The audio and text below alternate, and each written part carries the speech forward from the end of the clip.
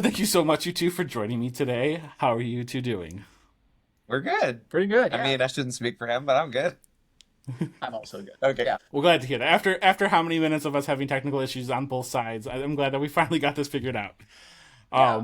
But you're currently in rehearsal process for Sheer Madness. How has that been going so far? That's my friends. Oh, we both look at each other. No, it's been going great. This is great. Well, we have natural chemistry, so that's good. No, we both have done the show before. In fact, we briefly got to do the show together in DC at the Kennedy Center. So it's and Joe, I shouldn't speak for him, but Joe actually literally just left DC. Yeah, it's been the show runs consistently at the Kennedy Center there, and I live Okay. right across the river and have been working there off and on for about the last 5 years or so. So the rehearsal process is kind of like it's old hat, but it's like refining it with new people who bring in new energy or new chemistry to the show. So that's always kind of fun to see how that shakes out. Yeah. And I had the last time I did the show was when we met in 22. So it's been a couple of years for me. I've been doing a couple other shows, and so I'm revisiting, which is and remembering, which is fun. What would you say for the two of you would be more difficult? Knowing this intimately, you've done it so many times, Joe, or like to having a few years off, Francis, and then revisiting it. Is there like a difference to how you approach a project like this? That is such a good question. I feel like this show is unlike any other show I've ever done. And so it's a bit of a roller coaster ride, and you have to just get on and ride the ride. And so I feel like preparation for that is different than I would do on other shows. You know what I mean? I don't know if that makes any sense.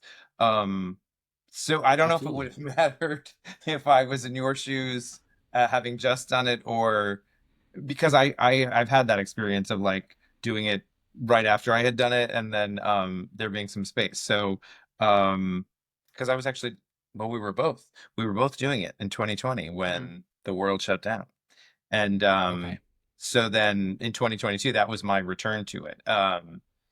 So yeah, I don't know. How do you feel about Yeah, well, I mean, it's because I mean, the show does it changes. It changes every night because the audience participates, and so that is an element of the show that makes it keeps it very fresh for me, and also keeps it from either in performance or in rehearsal, kind of getting stale or becoming rote.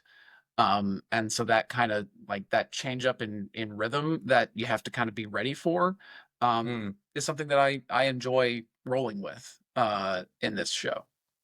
Yeah. So, what is Sheer Madness about? And Joe, I'll start with you. What is this show about? I know that you mentioned it changes a lot, but what's the synopsis?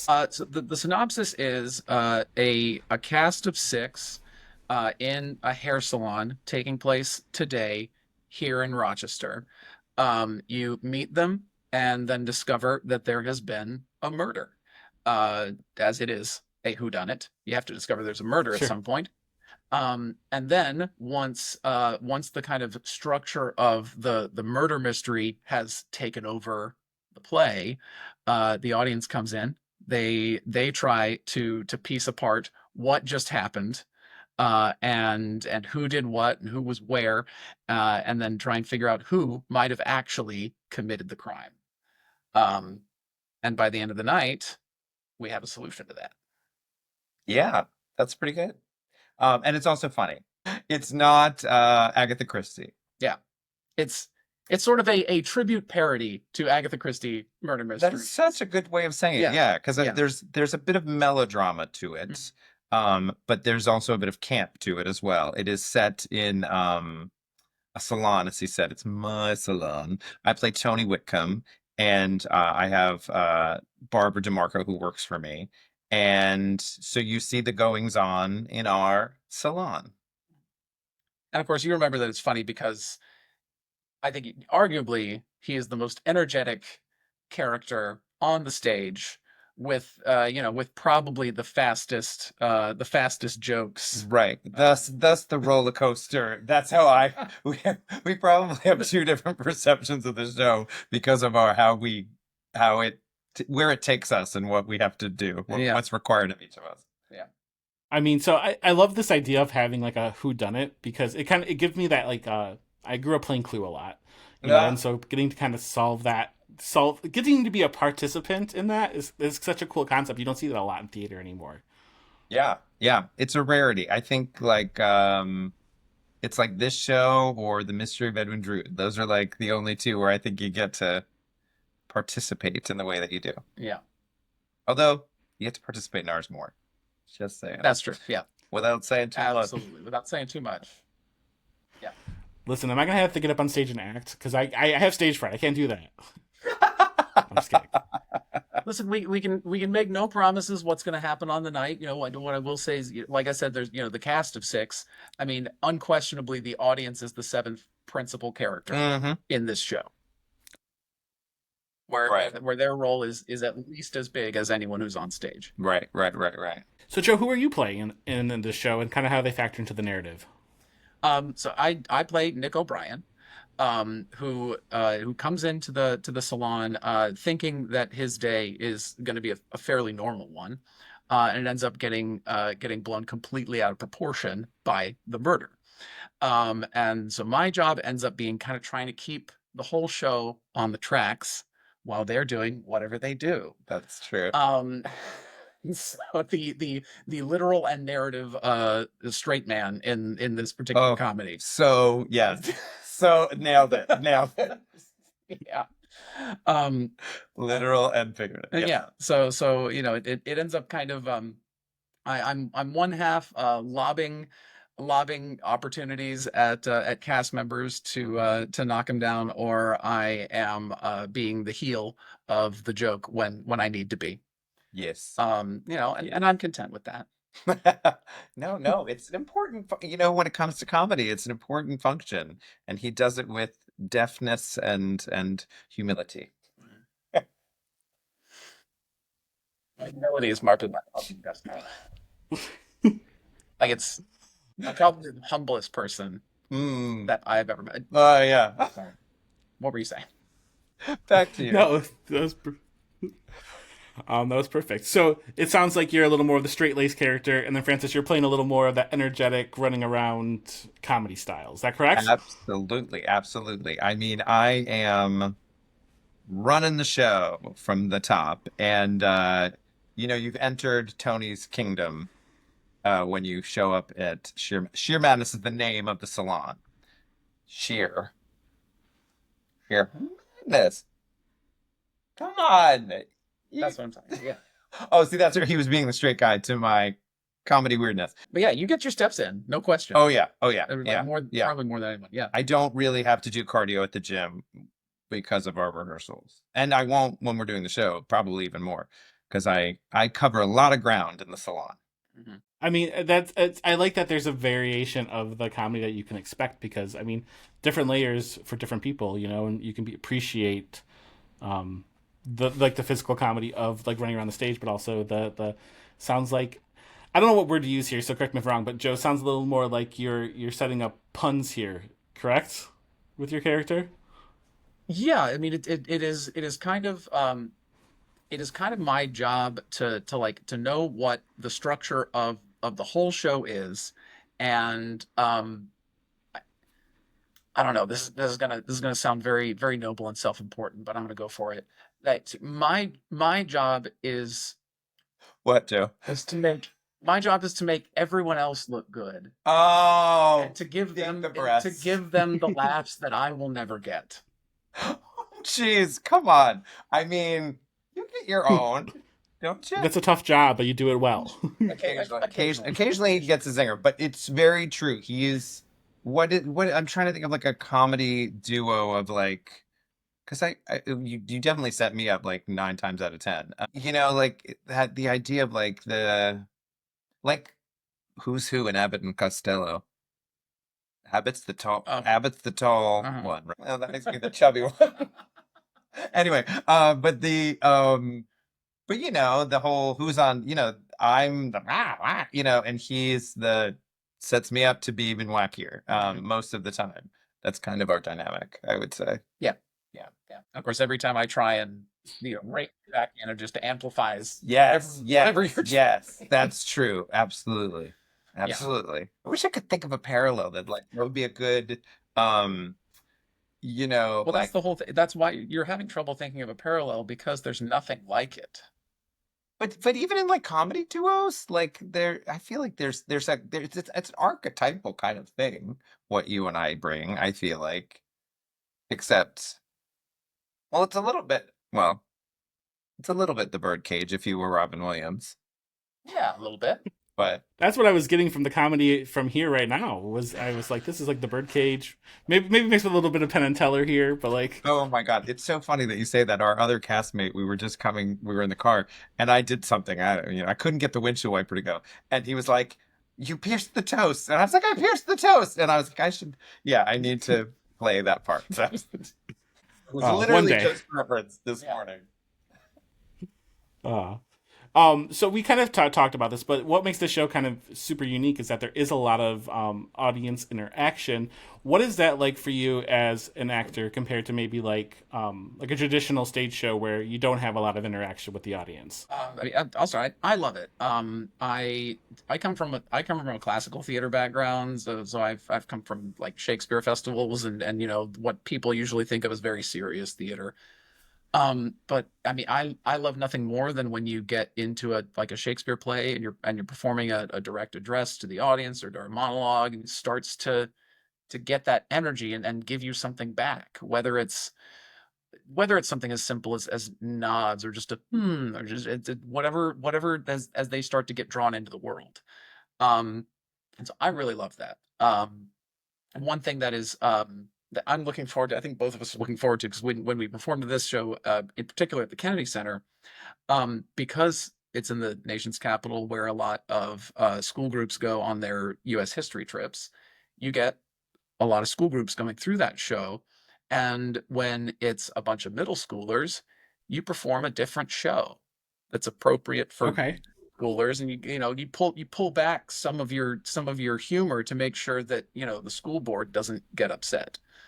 Um, and here we have a little bit more freedom to just kind of be more impulsive and a little bit more adult with our Adele, jokes. absolutely. Yeah. One might say blue. Yeah, like we literally had two different versions of the show that we would do in DC. Like, what do we call it? A and B. Yeah. The A and B show, we had to do a B show because we're gonna have a lot of student groups. And I didn't get. I mean, I did. It's not like sometimes it would be Saturday night at 9 o'clock, and we get to do a more adult version of the show. But to do it consistently, I think that's going to be our entire run, which will just be like for a full audience of adults rather than students.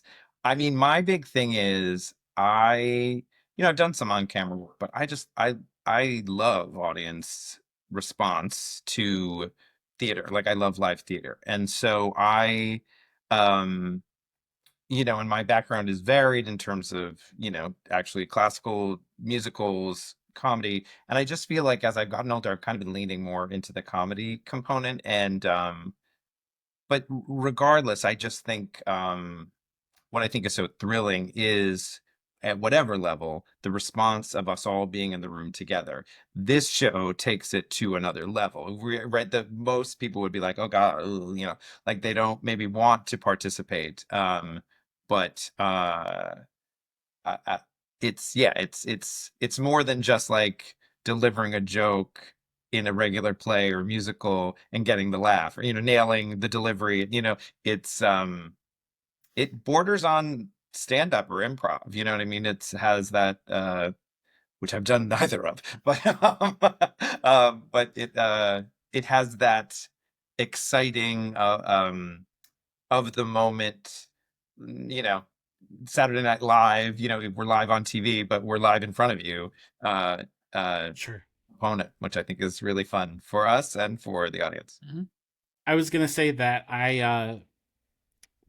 we recently saw Forbidden Broadway was here, and having Oh, done a lot of traditional shows, like going to see a lot of traditional shows, there was a lot more audience interaction. I was sitting there like, I don't know what I'm supposed to do here. Like, am I supposed to be getting involved? And so, when you mentioned, Francis, about like that traditional relationship, that there is some hesitation sometimes when you're used to like a traditional show to like, how involved do I get here? How much, how excited do I get to be a part of this? So well, that has to add to that. luckily, the participation is guided. I'll say that. It's Perfect. guided Yeah. without I need saying too rules. much. Sure, absolutely. Don't we all?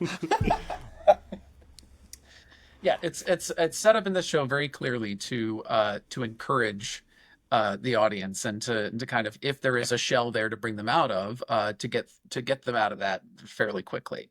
I And think when the show those does that. moments should be. Hmm. It's yeah, but it's funny. I always, you're talking about this, and I always, my poor sister. I was doing a production of Schoolhouse Rock at the Fulton Opera House before it turned into the Fulton Theater in Lancaster, Pennsylvania, and it was Schoolhouse Rock. Like it was the songs from Saturday mornings or whatever.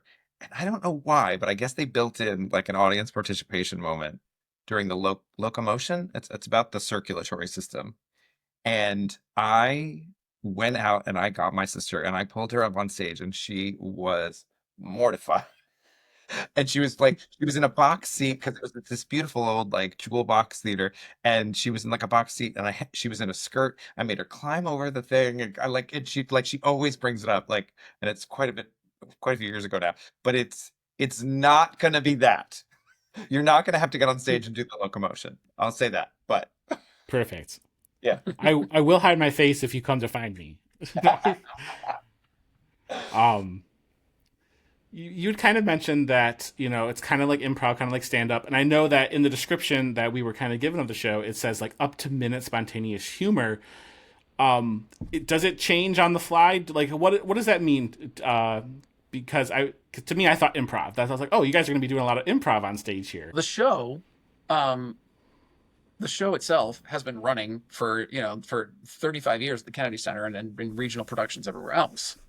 And so during that time, like you've got certain things that have filtered out. More audiences tend to follow this thread of the investigation, or more audiences tend to go here, and what tends to be like the important pieces that come to the surface.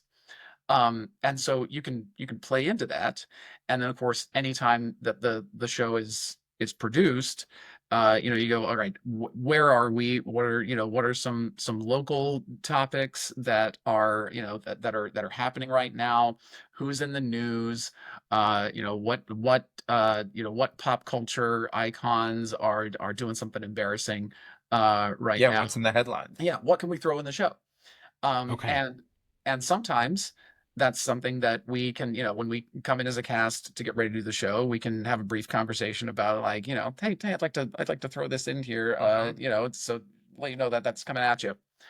Yeah. And sometimes we don't get that, or someone has, a place in the show where they could steer one of three different directions, and they choose direction A. And so now Okay. we know where that's going. It is like a roller coaster because it does have rails. Yes. But we can kind of choose which track we're on and switch it on the fly, in I think a very artful way. Yeah. And I think the what we try to do in terms of the references, whether it be locality or of the time, is to make it so that the audience is very aware that we're here. We're here in the here and now. And because that's such an important component of the show. And also, did you say you were a psychologist or a psychiatrist or either? Which one? Psychologist. Psychologist. Because it's kind of interesting. The The provenance. Yeah, should we talk about Yeah, that? the provenance. I don't know if you know this. You want to take it or Sure. So the author of the show, Paul Portner, was a German sociologist, and Okay. and the show was originally written as this experiment that he was conducting, which tried to give out this set of facts and see how people would react to certain things, how they would remember things, um, because of course if you've got a certain set of events that play out before an audience of our theater holds up to just short of 600 people, yeah. you might have 600 different remembrances of what happened. And so part of the show is kind of playing with that and going, okay, well, what do you remember? Okay, well, but what did you see? this person saw something totally different, and so it really plays around with that game of perception, which is cool. Right. And the reason I was thinking to mention this to you is that when he was talking about the history of the show, that the show has been done famously for long periods of time in Chicago, Boston, and DC. But also in other places regionally. One of our cast members did it in Kansas City, was Lene, or Mhm. Kansas? Somewhere in Kansas. I think Kansas City.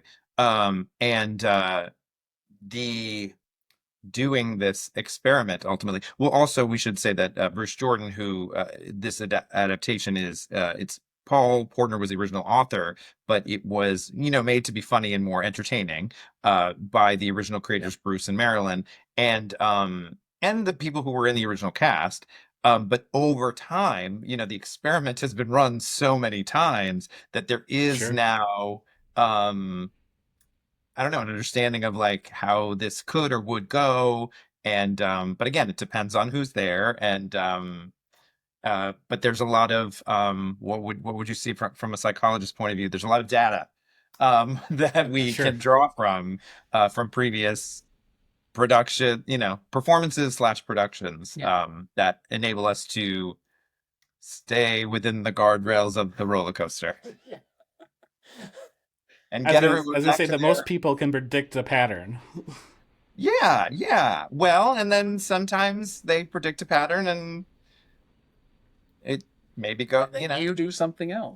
you never know. Yeah, You it's never sort know of what to expect. it sort of tickles the classical theater funny bone in me of like a very old Italian commedia where you've got these characters where it's like everybody knows who Pantalone is and what he'll do in this situation, and so you just that's and The cloud. yeah, and so you get this thing where you have this tremendous ability to play, similar to like you've got a coloring book and you know where the lines are, but you have a huge palette of colors that you can use for that one picture that turns it into a different piece of art every time. Yep. Well said. Got it. I was gonna say it kind of reminds me of like when we were children and we had for me it was Goosebumps, and it was like the choose your own ending Goosebumps. Like no matter how you eventually got to an end by having a certain track, it kind of told you what to do, but you still have a little bit of a choice within those tracks. Mhm. Yeah. Yeah. Or those, even before that, those choose your own adventure novels. Yeah, Was that what they were called? Just choose your own adventure, I guess? they were. Yeah, Just yeah. couldn't come up with anything shorter, I guess. Oops. It was just a tangent about choose your own adventure. Yeah. It was could tell. because I think Choose Your Own Adventure was like the original brand, Yeah. and like all the other books that did that style, they Mhm. couldn't call it Choose Your Own Adventure Right. legally because it was copyrighted. But you still had that format of Right. And then it if was you in do the- this, turn to page 47. Right. And then it was in the vernacular. So then we think of them all as choose your own adventure, but it was actually the brand of the Yeah, original it's like thing. magic markers or Xerox. Stop. We're getting lessons here, life lessons. We are dropping. So with the tracks being what they are, and you have I'm assuming you probably have multiple endings because I know you get to kind of pick the killer. How do you approach a project where you have multiple endings and it could change every single night? Like that, does that add any for psychology terms, does that add anxiety to the show, not knowing what your ending is going to be every night? It adds rehearsal time. Sure. It does. It does. Because we have to be prepared for various outcomes. Anxiety. I couldn't think of a better word. I'm like, my man kept going to that. No, and it's a valid point. It's a valid point. I have certainly, yes, experienced anxiety while doing this show. But for the most part, it's why it's fun to do it because you don't, as Joe I think said earlier, like you don't get into any kind of rut. Like you don't it's not like, oh, here we do it again. You know what I mean? Like it's Sure. never it's literally never the same, So you're on your toes. It's a show that keeps you on your toes, Mm-hmm. both on stage and off, I'd say.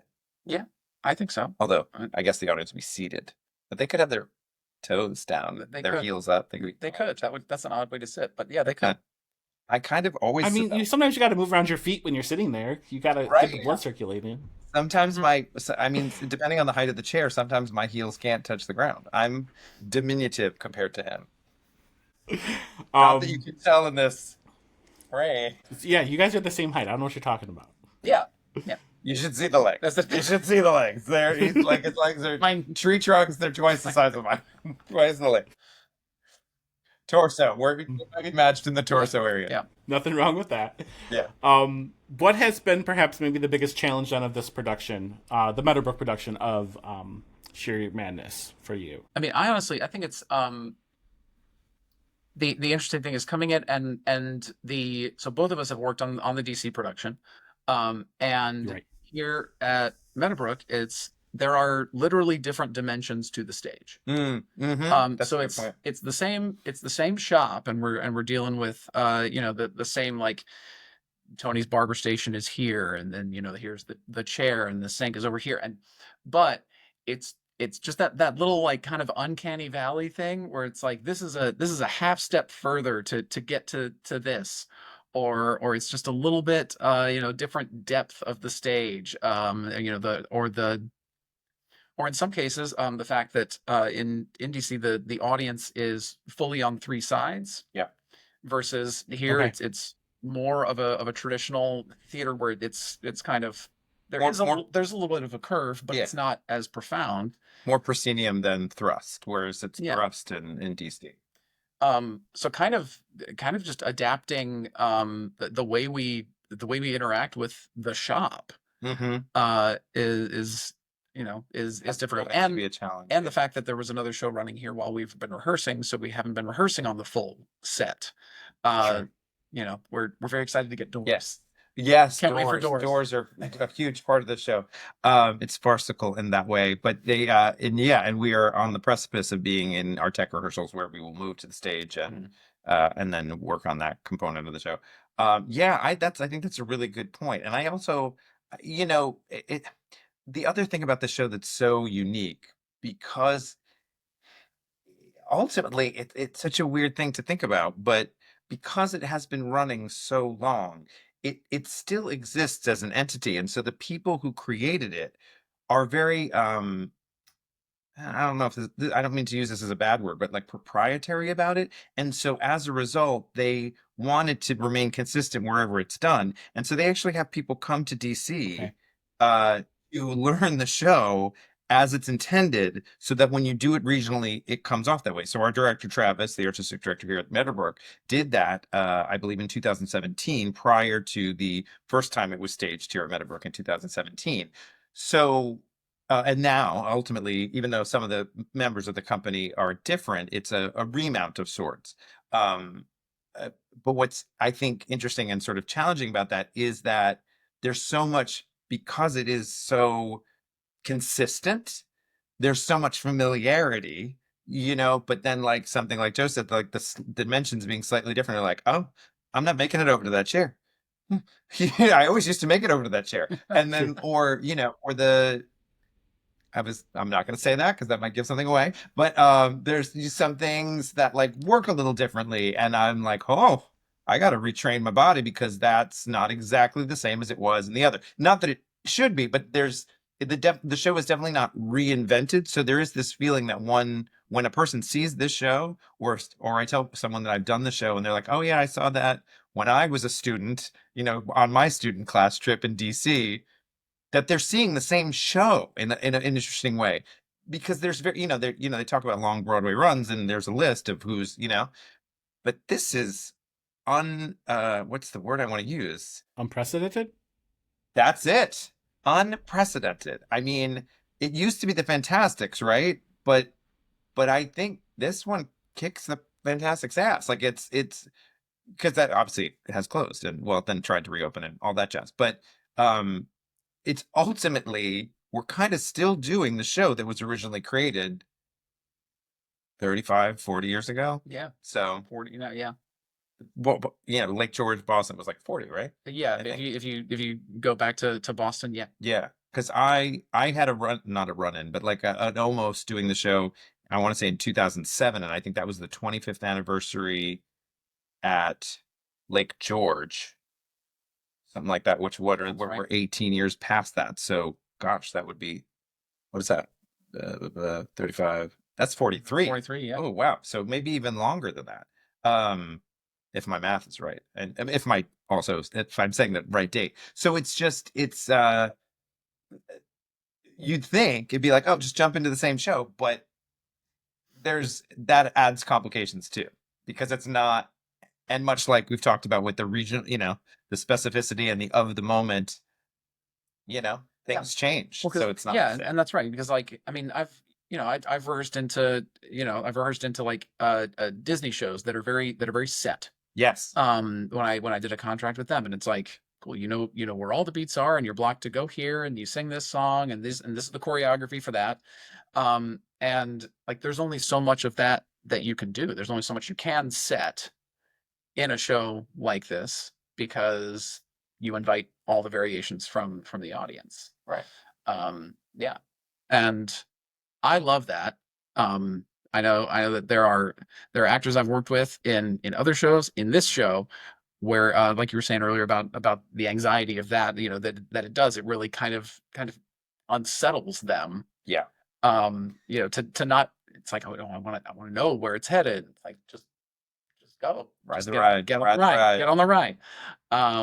Yeah, and I thrive on that. Me too. What? If Get you on did there. what? Get on the ride? Yeah. No, no. Do you know that story? Sorry, that's a whole side story. My aunt used to say that, like, we were at, and I think it's a wonderful metaphor for life. Theater as life. But my aunt, we were at a amusement park once, and I forget which one of it was. We're like, I'm scared. I don't want to go on the roller coaster. And she was like, get on the ride. And I told that story to my friend, and like he brings it up all the time, and it's funny. Like it was, I haven't given it its full due, but in telling the anecdote, but I just think it's so indicative of like everything. Like life's a ride, right? And so like I would prefer to do a show like this where it's like get on the ride because that's what we're doing every day. Like we're just making it up as we go along. You know what I mean? Get on the ride. Get on the ride. Anyway, I just blew his mind. It's the it sounds like cast, crew, audiences are all going to be on a ride when it comes to Meadow Brook's Shear Madness. So we're really excited for it. We're excited to bring it to you. Yes, we are. Shear Madness runs at Meadow Brook Theatre on May 28th through June 22nd. So get your tickets now, and we'll see you there.